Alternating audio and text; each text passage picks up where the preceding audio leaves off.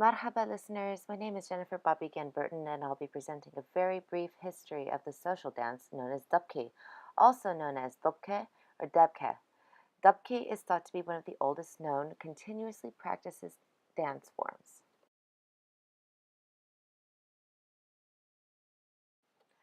Dabke originated in the Levant. The Levant consists of the countries and occupied territories now known as Palestine, Israel, Jordan, Lebanon, Syria, Iraq, and the Sinai Peninsula of Egypt.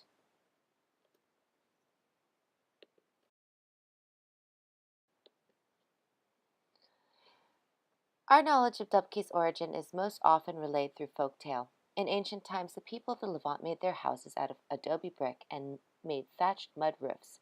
The mud for those bricks needed to be mixed, and those rooftops needed to be compacted. And in lieu of other technology, foot power was used. Foremen and families who came together to make these homes eventually sang and made dances to make the process of brick making and roof laying a little less tedious. Dabke, which means stamping of the feet, was born out of this process. The most prominent traditional song is called Daluna or Ala Daluna, Ona meaning help in Aramaic. Israeli ethnographer Elke Kashel has theorized that the high jump specific to Palestinian Dabke may be related to Canaanite fertility rituals. Dr. Yvonne Yazbek Haddad states that Dabke descended from Phoenician dances.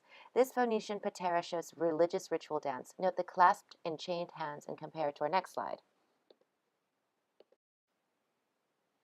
This slide shows Palestinian women in traditional thobs. These women, like those in the Phoenician patera, show the same clasped hands. While these women are dancing in a line, this dabke appears to be before an audience. Dabke is typically performed socially in a horseshoe pattern. There are many different regional dabke styles and steps. Regional rhythms dictate whether the stamps and kicks come on an upbeat, a downbeat, or are syncopated.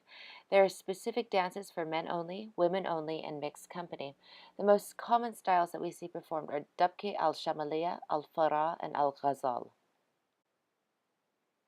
The line generally moves in a counterclockwise direction, what is a dabke that is mobile, and is led by a lawiya who holds either a scarf or beads and twirls the prop about his or her head. Fun fact, there are more than 19 different kinds of dabke dances that originate in Jordan alone. The most traditional dabke songs are also the title songs to genres of dabke dance rhythms and step patterns. These include Daluna, Zarif al-Tul.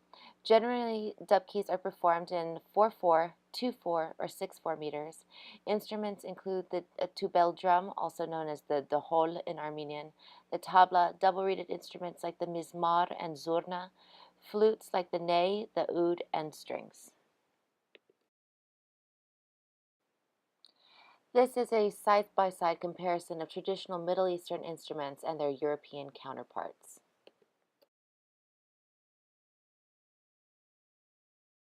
Here we see a mixed group dabke, probably a Shamaliya, being performed in Lebanon in front of the ruins of Baalbek. Baalbek was the home to the temple of Baal Hadu, who was associated with the Greek god Helios. Ruins include the Heliopolis and the Temple of Bacchus. This picture may have been taken during the Baalbek International Festival that plays host to classical music, dance, and theater performances, and contemporary and world music and dance artists. The two most important musicians in the Dabke genre were regular performers at the Baalbek Festival, Nasri Shamsuddina and Fairuz. Fairuz deserves her own PechaKucha. Both performers are cultural icons, but Fairuz is a musician beloved throughout the Middle East. This still is taken from the film musical The Ring Salesman, also called Baya al Khawatim. It is on YouTube in its entirety, and I would highly recommend viewing it when you have the chance.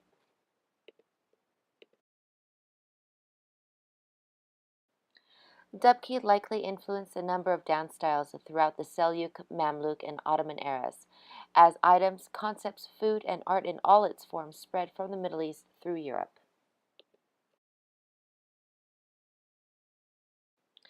This is a picture of Armenian dancers known as paroghaner in traditional clothing known as tarats. They are performing a dance called kochari that has many similarities to Dabke and is performed throughout the Armenian plateau, the Kurdish regions of Syria and Turkey, Azerbaijan, and parts of Iran. This is a picture of Macedonian dancers performing oro, also called the hora in Romania and Hungary. Oro or the hora, is, of course, related to Ashkenazic dance, also called the hora.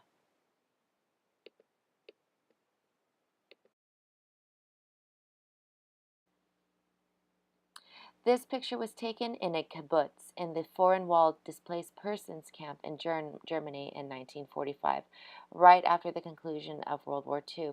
As we can see, participants, male and female, are both performing the hora.